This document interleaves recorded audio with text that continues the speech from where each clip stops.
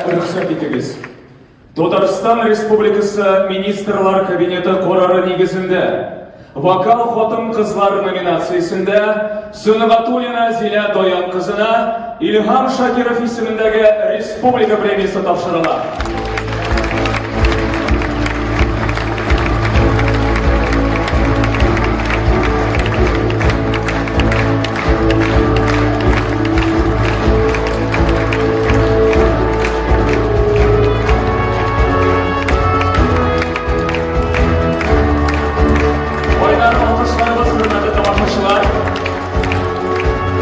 İzledikten sonra